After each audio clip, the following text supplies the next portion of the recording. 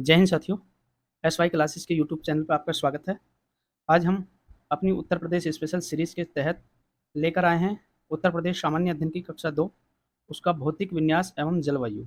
ठीक है साथियों, तो आज हम ये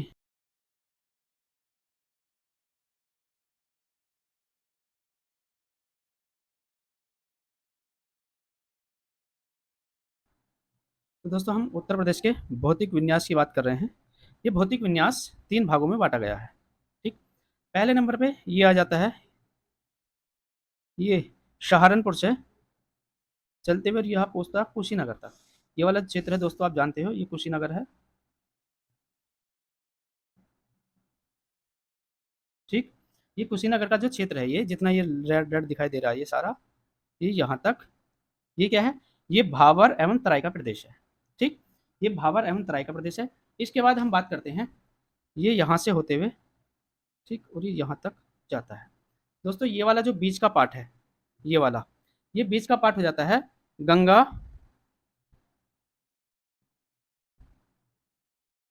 यमुना का दोआब। ठीक है साथियों, ये गंगा यमुना का दोआब हो जाता है। और ये जो आप देख पा रहे हैं, ये वाला जो एरिया है नीचे वाला, ठीक है, ये दक्षिण का पठारी प्रदेश हो जाता है दोस्तों। ये क्या हो जाता है, दक्षिण का पठारीय प्रदेश। ठीक है साथियों, तो ये हम 3 उसमें देख पा रहे हैं। ये वाला जो पार्ट है हमारा, ये यहाँ से यहाँ तक का जो पार्ट हो जाता है, ये किस में आता है दोस्तों, ये आता है दक्षिण का पठारीय क्षेत्र प्रदेश। ठीक, इसके बीच का हम अगर देख पा रहे हैं, ये वाला जो क्षेत्र है, ये यहाँ से, और ये वाला, ये हो जाता है हमारा गंगा यमुना का दोआब। और उसके ऊपर वाला जो है साथियों, ये वाला, ये हो जाता है भाबर एवं तराई पार्ट है। ये वाला पार्ट जो हम देख पा रहे हैं, ये है सहारनपुर का क्षेत्र, सहारनपुर। ठीक, ये सहारनपुर का क्षेत्र है दोस्तों।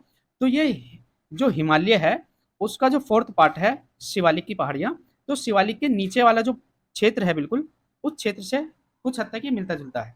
ठीक है, उसकी विशेषता यहाँ पे कुछ हद तक पाई जाती है, कक्कड़ पत्थर, बजरपुर टाइप के इस तरीके का कुछ वो है, तो इसे शिवालिक का तलछटी कहते हैं सिर्फ इसे। ठीक, इससे नीचे को ये बाकी बता ही दिया है। तो अब हम चलते हैं अगली पे। अब देखो ये भाबर एवं तराई प्रदेश के बारे में हम बात करेंगे। ठीक है, तो ये भाबर एवं तराई प्रदेश क्या है, देखो साथियों हमने बताया था, ये सहारनपुर से शुरू होकर कुशीनगर तक जाता है। ठीक, ये पर्वतीय क्षेत्र है जो कंकड़ पत्थर से निर्मित है। अगर हम इसके विस्तार की बात करते हैं, तो सहारनपुर, बिजनौर, सहारनपुर, पीलीभीत, शाहजहांपुर और लखीमपुर खीरी तक इसका विस्तार मिलता है। अगर हम इसके भाबर के दक्षिण की बात करते हैं, दक्षिण में, तो दक्षिण की बात करते हैं तो वो तराई का प्रदेश होता है। यानी कि ये एक ही पार्ट है, लेकिन थोड़ी थोड़ी विशेषताएं अलग है थोड़ी सी। तो इसका जो, यानी कि ये वाला जो पार्ट हमने भाबर और तराई का बताया था, तो इसका जो ऊपरी भाग है, उत्तरी भाग, वो भाबर में आ जाता है पूर्ण रूप से, और जो दक्षिणी भाग है थोड़ा, वो तराई प्रदेश में पड़ जाता है। ठीक, दोनों को मिलाकर भाबर एवं तराई प्रदेश का कहते हैं। तो ये जो तराई प्रदेश है, इसकी विशेषता ये है कि भाबर प्रदेश में कुछ नदियां लुप्त हो जाती हैं, तो वो तराई प्रदेश में आकर फिर से प्रकट हो जाती हैं। यानी कि जिस तरीके से वहाँ बजरीला इलाका है, ठीक है, कंकड़ पत्थर है, तो वहाँ पर कुछ नदियाँ गुम हो जाती हैं, लेकिन जैसे ही तराई वाला प्रदेश आता है, तो नदियाँ फिर निकल के आ जाती हैं। ठीक, ये जो क्षेत्र है, ये दलदली एवं गाद मिट्टी वाला क्षेत्र है। यानी कि यहाँ नदियाँ अपने अवसाद निर्मित करती हैं। ठीक है, ये अवसाद जब निर्मित करती हैं, तो जब अवसाद अवसाद छोड़ती हैं, तो बहुत महीन कट टाइप में होते हैं, तो उसकी वजह से यहाँ की मिट्टी जो है दलदली एवं गादयुक्त बनी हुई है। ठीक, अब हम इसके बाद दूसरा वाला पार्ट देखते हैं, उसका गंगा यमुना का दोआब। साथियों ये लगभग उत्तर प्रदेश का काफ़ी बड़ा क्षेत्र है और बीच का क्षेत्र है। तो ये इसे जो है 3 उपभागों में बाँटा गया है। ठीक है, 3 उपभागों में। ठीक, ये उप है। ठीक है, 3 उपभागों में विभाजित किया गया है। कैसा? देखो पहले नंबर पे तो है ये गंगा यमुना का ऊपरी मैदान। जी हाँ साथियों, जो गंगा यमुना का ऊपरी मैदान है। इसके बाद सेकंड नंबर पर आ जाता है गंगा नदी बेसिन का मध्यवर्ती भाग। इसके बाद तीसरे नंबर पे आ जाता है गंगा का पूर्वी मैदान। ठीक है साथ, ये वाला इस तरीके से। तो ये तो हो जाएगा हमारा पश्चिमी भाग, ठीक है, यानी कि ऊपरी पश्चिमी भाग हो जाएगा गंगा का, ये मध्य वाला हो जाएगा, और ये वाला दक्षिणी हो जाएगा या पूर्वी हो जाएगा। ठीक है, तो इनकी विशेषताएं अपनी अपनी हैं। इसकी पश्चिमी सीमा जो है, वो यमुना, जो पश्चिमी सीमा है यमुना, और पूर्वी सीमा गंडक नदी तय करती है। यानी कि अगर हम यहाँ देखते हैं इसे, यहाँ से निकल के यमुना जाती है यहाँ तक, ठीक। यहाँ तक यमुना नदी है ये। अगर हम बात करते हैं, यमुना नदी इस तरीके से निकलती है आगे से, यहाँ तक जाती है। तो ये इसकी जो गंगा यमुना का दोआब क्षेत्र है, इसकी पश्चिमी सीमा यमुना। और अगर यहाँ की बात करते हैं हम यहाँ की, तो यहाँ गंडक नदी है, ठीक है साथियों, यहाँ गंडक नदी है। तो इसके पश्चिमी सीमा पर, जो इसकी पश्चिमी सीमा है उस पर यमुना है, और जो दक्षिणी सीमा है वो, सॉरी, जो पूर्वी सीमा है उस पर कौन सी, गंडक नदी है, ठीक। इसका जो निर्माण है कॉप मिट्टी, कीचड़ एवं बालू से हुआ है, क्योंकि दोस्तों यहाँ पर बहुत सारी नदियां हैं, दोआब का क्षेत्र है, तो नदियां अपने साथ काफ़ी सारी मात्रा में कीचड़, बालू, काफ़ी सारी चीज़ लेके आती है, और जब वो उसे ज़मीन पर फैला देती है तो उससे कीचड़ का, बालू का, कॉप मिट्टी का, इन सब का निर्माण होता है, ठीक। अगर हम बात करें समुद्र तल से, जो इसकी औसत ऊंचाई है वो 300 मीटर की ऊंचाई है, ठीक है साथियों। इसकी इसकी ऊंचाई समुद्र तल से नापते हैं, अगर यमुना गंगा यमुना का जो दोआब है तो उसकी 300 मीटर ऊंचाई होती है। अब दोआब की मिट्टी की बात करते हैं। ये गंगा यमुना का जो दोआब है, यहाँ पर दो तरह की मिट्टियाँ पाई जाती हैं। एक को हम बांगर कहते हैं, दूसरे को खादर कहते हैं। दोस्तों जो ऊपरी और प्राचीन जड़ोल होती है, ठीक है, दोनों ही जलोढ़ मिट्टी होती हैं, लेकिन एक वो होती है पुरानी मिट्टी, और जो ऊपरी क्षेत्र होता है, यानी कि जहाँ पर बाढ़ का पानी हर वर्ष नहीं पहुँचता, कभी पहले वहाँ पर बाढ़ का पानी पहुँचता था लेकिन अब नहीं पहुँचता, वो बांगर कहलाती है, ठीक। और खादर जो मिट्टी है, जो खादर टाइप की मिट्टी है दोस्तों, ये निचले है और नवीन मिट्टी है। यहाँ बाढ़ का पानी अक्सर आता रहता है, यहाँ बाढ़ वर्ष में आती है, ठीक है साथियों। ये जो है, जो नवीन मिट्टी है जिसे खादर कहते हैं, ये बहुत चिकनी होती है और काली और बहुत उपजाऊ मिट्टी होती है। यहाँ हर बार, हर साल, साल 2 साल में एक आध बार बाढ़ जरूर देखने को मिलती है, जिससे मिट्टी उपजाऊ हो जाती है, ठीक। इसके बाद हम चलते हैं दक्षिण का पठार। साथियों हमने दिखाया था इसमें, ये वाला जो पार्ट हो जाता है, ठीक, ये जो पार्ट बच जाता है, ये हमारा हो जाता है दक्षिण का, ठीक। ये दक्षिण का पठार हो जाता है, ठीक है साथियों। इस दक्षिण के पठार में जो प्रायद्वीपीय बुंदेलखंड और बघेलखंड वाले जो क्षेत्र हैं, ये इसी में आते हैं, ठीक। तो हम पढ़ते हैं, प्रायद्वीपीय भारत का निकला हुआ भाग है। ये जो भाग है, ये प्रायद्वीप का भाग है, ठीक है। प्रायद्वीप का बचा हुआ भाग है, निकला हुआ भाग है। इसमें बुंदेलखंड, बघेलखंड के क्षेत्र सम्मिलित होते हैं। यह विंध्यन काल की, ठीक है, प्राचीन नीच चट्टानों तथा निम्न प्रदेशों में नदियों के निक्षेपण से बना है। साथियों इसका जो निर्माण हुआ है, ये हुआ है विंध्यन काल में, जब विंध्य पहाड़ियों का निर्माण चल रहा था, उसी फेज में इनका निर्माण हुआ है। तो उस टाइम की जो चट्टानें थी, प्राचीन नीच थी, और ये जो निम्न प्रदेशों में, जो नीचे का प्रदेश है, उसका जो निर्माण हुआ है, नदियों द्वारा लाए गए निक्षेपण से उसका निर्माण हुआ है, ठीक है साथियों। तो बुंदेलखंड के पश्चिम में काली मिट्टी पाई जाती है, बुंदेलखंड के पश्चिम में, ठीक। पश्चिम की बात करते हैं तो पश्चिम में काली मिट्टी, रेगुर मिट्टी पाई जाती है। और यहाँ पर जो है चलाश नामक घास मिलती है, चलाश नामक एक घास होती है काली मिट्टी में, तो यहाँ पर पाई जाती है, ठीक है साथियों। अब हम इसके जलवायु एवं मृदा की बात करते हैं, ठीक। इसकी जलवायु की बात करते हैं साथियों। जलवायु जो है, ये जलवायु की दृष्टि से उत्तर प्रदेश उपोष्ण कटिबंध में है, ठीक है साथियों। ये जो उत्तर प्रदेश है, ये उपोष्ण कटिबंध में है जलवायु की दृष्टि से। कैसे? क्योंकि इसका जो विस्तार है वो 23 डिग्री से ऊपर की तरफ है, उप उष्ण में है, ठीक है। लेकिन इसकी जो जलवायु है, वो उष्ण कटिबंधीय मानसूनी है।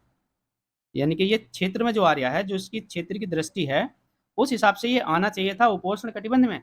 लेकिन कुछ ऐसे फैक्टर हैं, कुछ ऐसे रीजन हैं काफ़ी सारे, जिनकी वजह से इसकी जो जलवायु बनी हुई है साथियों, वो उष्ण कटिबंधीय मानसूनी प्रकार की है। यहाँ 3 ऋतुएं होती हैं, ठीक। कौन कौन सी होती है? एक ग्रीष्म होती है यानी कि गर्म, एक वर्षा होती है, दूसरी शीत होती है, ठीक है साथियों। अब हम बात कर लेते हैं ग्रीष्म वर्षा के बारे में। साथियों ग्रीष्म वर्षा जो है, ये मार्च से शुरू होती है, जून के मध्य तक जाती है, ठीक। मध्य मार्च से शुरू होकर लगभग मध्य जून के आसपास तक जाती है। इसका जो तापमान होता है इस समय 21 डिग्री से 39 डिग्री तक तापमान पहुंचता है, उच्च तापमान होता है। इसमें पश्चिमी हवाएं चलती हैं, जिन्हें लू कहा जाता है। तो ये क्वेश्चन आ जाता है, स्थानीय हवाओं में कभी कभी जब नाम आता है लू का, तो ये पूछा जाता है लू कहाँ की स्थानीय हवा है, तो साथियों ये उत्तर भारत की है। ठीक, इस समय पर ग्रीष्म ऋतु में सर्वाधिक जो गर्मी होती है वो दोस्तों झांसी और आगरा में होती है। सबसे ज्यादा जो उत्तर प्रदेश का गर्म क्षेत्र है या गर्मियां होती हैं वो झांसी और आगरा में होती हैं। और सबसे कम गर्मी की बात करते हैं हम, तो सबसे कम होती है गर्मी बरेली में, क्योंकि साथियों ये उत्तराखंड क्षेत्र के बिल्कुल बगल से में ही है।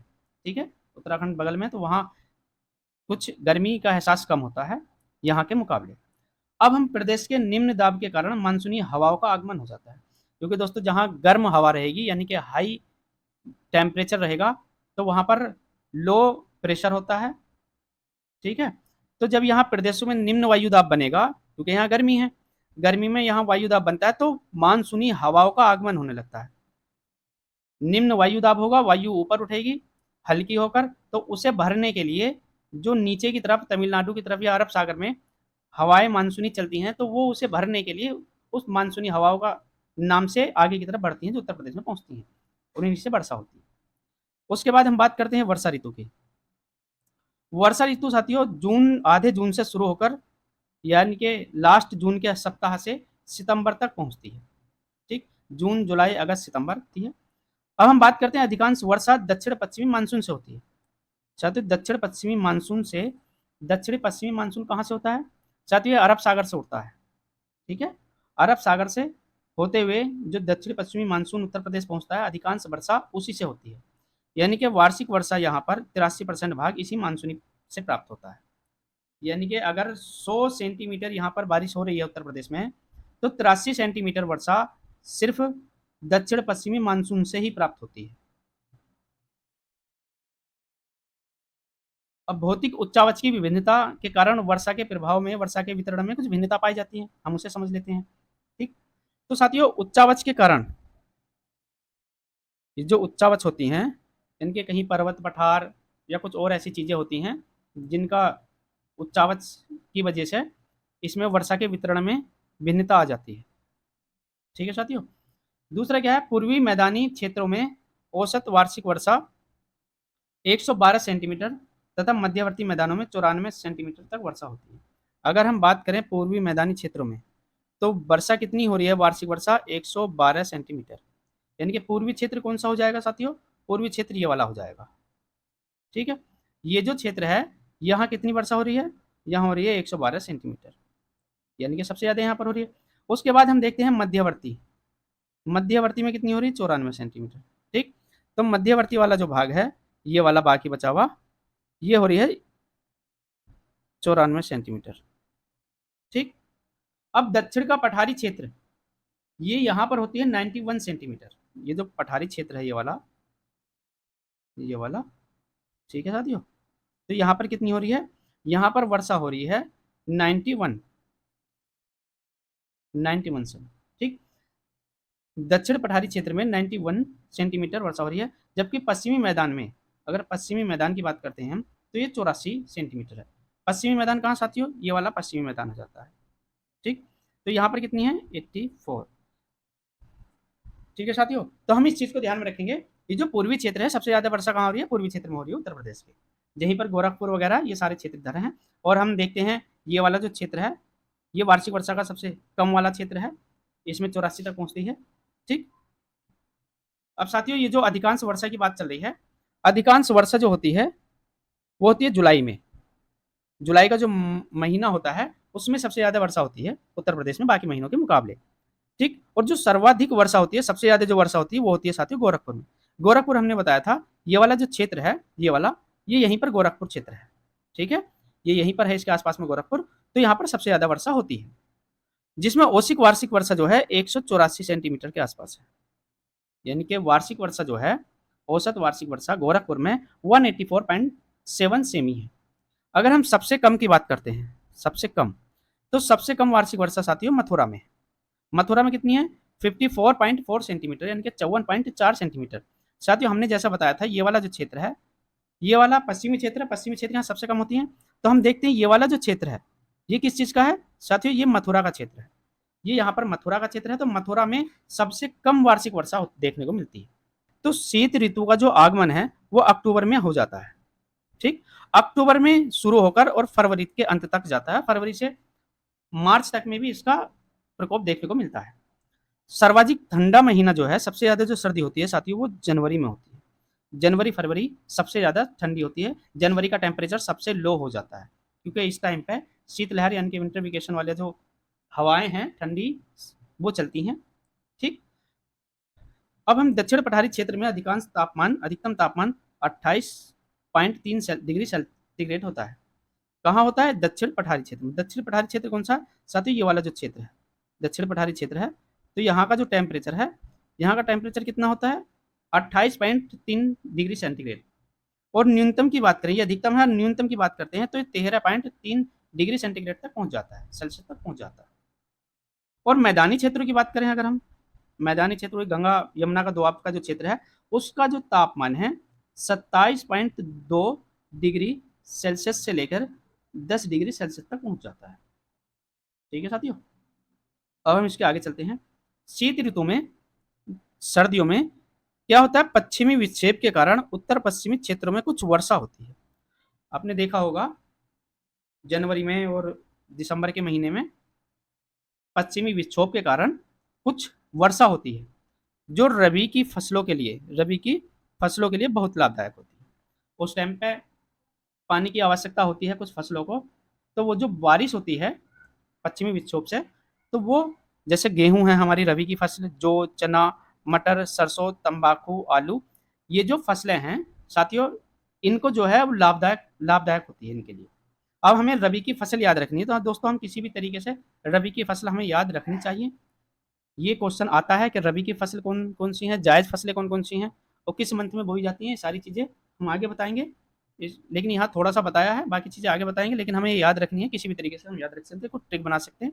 जैसे रबी बहुत अमीर है तो वो गेहूँ, जो चना, मटर, सरसों, तंबाकू, आलू सब कुछ खाता है, बढ़िया बढ़िया चीज़ें। ठीक है, ऐसा कुछ भी कर सकते हैं हम जो हमें अच्छा लगे, जिससे हमें अच्छा याद हो जाए। अब साथियों आज की जो क्लास हुई है उससे संबंधित कुछ हम क्वेश्चन टाइप के देख लेते हैं, जो वन लाइनर टाइप में है, अच्छे क्वेश्चन है। ठीक है, तो क्वेश्चन एक पहला वाला है कि झांसी का जो किला है वो कहाँ पर स्थित है। साथियों ये क्वेश्चन आया हुआ क्वेश्चन है और चैप्टर में का ही है इसी का। तो झांसी का जो किला है ये बंगीरा पर्वत शिखर पर है। ठीक है साथियों, झांसी का जो किला है वो बंगीरा पर्वत शिखर पर है। सर्वाधिक बाढ़ प्रभावित क्षेत्र कौन सा है? पूर्वी प्रदेश। जो पूर्वी प्रदेश है, गंगा यमुना का जो दोआब है पूर्व वाला, वहां पर काफी सारी ऐसी नदियां हैं जिनमें अक्सर बाढ़ आती रहती है। कोसी है और भी कई सारी नदियां हैं। ठीक। सबसे अधिक, दूसरा क्वेश्चन हो जाता है, सबसे अधिक पड़ोसी राज्यों से सीमा साझा करने वाला राज्य कौन सा है? साथ ही उत्तर प्रदेश है। कल की कक्षा में हम करा चुके हैं सारा। उत्तर प्रदेश है। 8 राज्य और 1 केंद्र शासित प्रदेश और 1 देश नेपाल से सीमा साझा करता है। ठीक। इसके अलावा अगला क्वेश्चन है हमारा सुरहा ताल। साथियों ये बहुत अच्छा क्वेश्चन है, इसको ध्यान में रखो थोड़ा। सुरहा ताल अभ्यारण्य है ये। यहाँ पर क्या होता है, जो साइबेरिया और बाकी ठंडे क्षेत्र जो हैं वहां से प्रवासी पक्षी आते हैं। ठीक है, वहां से प्रवासी पक्षी आते हैं यहाँ पर। तो वो किस जिले में स्थित है? उत्तर प्रदेश के किस जिले में है सुरहा ताल जो है? तो साथियों ये बलिया में है। बलिया आपको बताया था कहाँ है, बलिया उत्तर प्रदेश का सबसे पूर्वी जिला है। ठीक, सबसे पूर्वी जिला उत्तर प्रदेश का बलिया है। इसके बाद हम चलते हैं, उत्तर प्रदेश में प्रमुख तैयार किस प्रकार की मिट्टी पाई जाती है? प्रमुख तैयार। ठीक है साथियों, प्रमुख तैयार है ये। ठीक, प्रमुख तैयार यानी कि सबसे ज्यादा जो मिट्टी है, सर्वाधिक मिट्टी किस टाइप की है? तो साथियों जलोढ़ है। जलोढ़ क्यों है? क्योंकि जो गंगा यमुना का दोआब का क्षेत्र है वो तीनों क्षेत्रों के मुकाबले ज्यादा बड़ा है, तो ज्यादा बड़ा है। और ये जलोढ़ जो मिट्टी बनती है ये नदियों के निक्षेप से बनती है खासतौर से। तो उत्तर प्रदेश में काफ़ी सारी नदियां हैं जो बाढ़, जिनमें बाढ़ आती रहती है, तो उनके निक्षेप से जलोढ़ मिट्टी का निर्माण होता है। ठीक। अब दूसरा क्वेश्चन है, उत्तर प्रदेश में सस्य जलवायु क्षेत्रों की संख्या क्या है? ये आया हुआ क्वेश्चन है, इजी क्वेश्चन है, 9 क्षेत्र है। बाकी इसकी खोल के डिटेल हम बहुत सारी चीज़ों की अभी आगे बताएंगे।